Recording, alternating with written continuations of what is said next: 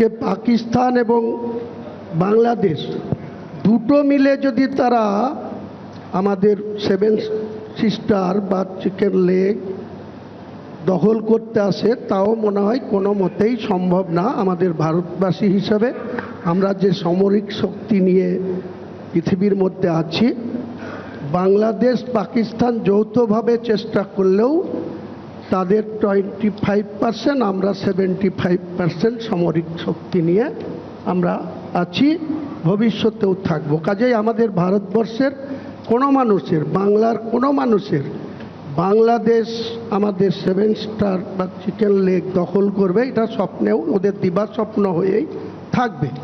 বাকি অরূপবাবুকে আমি বলি, ভারতবর্ষের প্রধানমন্ত্রীর সম্বন্ধে একটি কথা আমার ভিডিও ক্লিপ দেখিয়ে তিনি বলছেন যে আপনাকে কেন বাংলার মুসলমান সম্প্রদায় আপনার যে ইউপিতে ভোট দেবে বা আপনাকে বিশ্বাস করবে।